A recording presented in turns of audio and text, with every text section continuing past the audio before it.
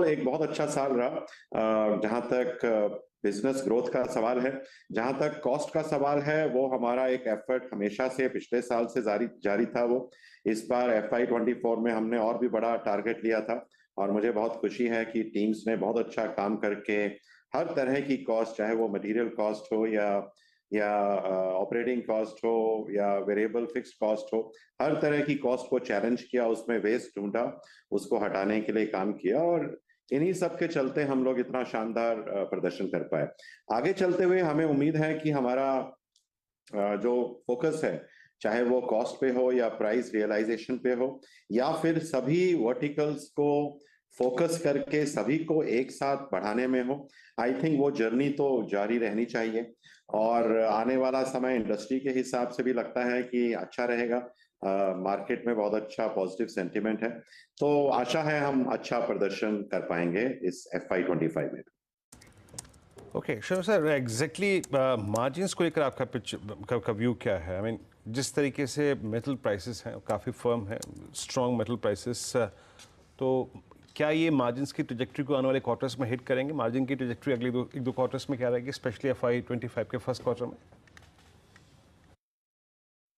देखिए, commodity pricing में of course आप सही कह रहे हैं कि वॉलेटिलिटी एक बहुत बड़ा इशू है। लेकिन पिछले साल हमने देखा, स्पेशली लास्ट के 6 महीने में, कि वॉलेटिलिटी में थोड़ा सुधार आया है। ठीक है, अभी प्रिडिक्टेबिलिटी थोड़ा बेटर हो गया है, सॉफ्टनिंग भी हुआ है स्टील के प्राइसेस में और कुछ कमोडिटीज में, सो उससे भी हमको लास्ट ईयर हेल्प मिला है। इस साल भी ऐसी उम्मीद है कि कमोडिटी प्राइसेस कंट्रोल में रहना चाहिए, एक रेंज बाउंड कंट्रोल में रहना चाहिए, तो हमें ऐसा नहीं लगता कि हमें उसकी वजह से कोई प्रॉब्लम आएगा।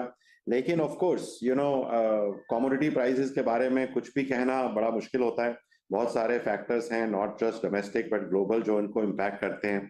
इसलिए हमारा फोकस ये है कि हम जितना से जितना हम अपनी कंपनी को एफिशिएंट बना पाए, अपने ऑपरेशंस में प्रोडक्टिविटी बढ़ा पाए, प्राइस रियलाइजेशन पर फोकस कर पाए through better products and better service, तो हमारा फोकस वो है। बट या आई मीन कमोडिटी का अभी हमको ऐसा कुछ चैलेंजिंग एनवायरनमेंट देखने में नहीं आ रहा है। Okay, medium and heavy commercial vehicle FY25 में ये साइकिल किस तरीके से प्ले आउट होगी, और क्या कारण है कि आपकी ओवर बुकिंग्स जो हैं वो बेटर रही इस पीरियड में?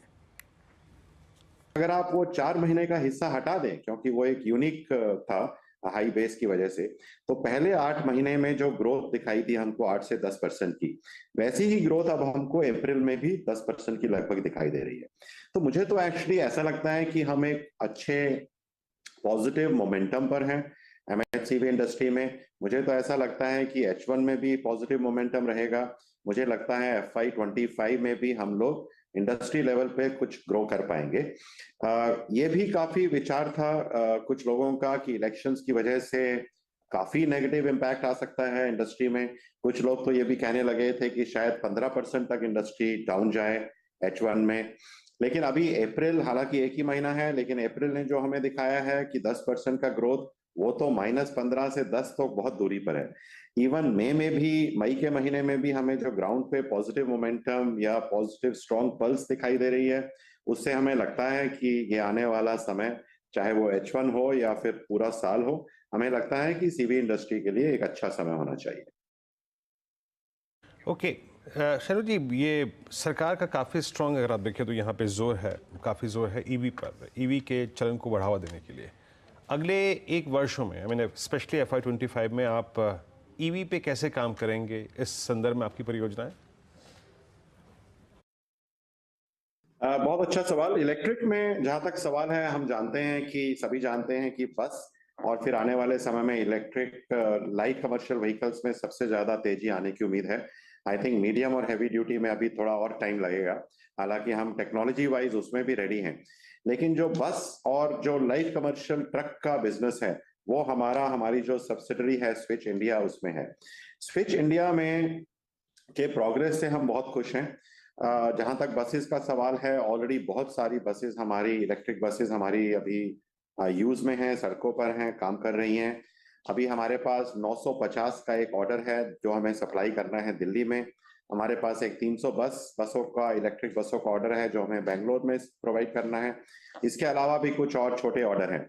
सो हमारी जो प्रोडक्ट ऑर्डर की पाइपलाइन है इलेक्ट्रिक बस की, वो ऑलरेडी 1500 बसों के आसपास है।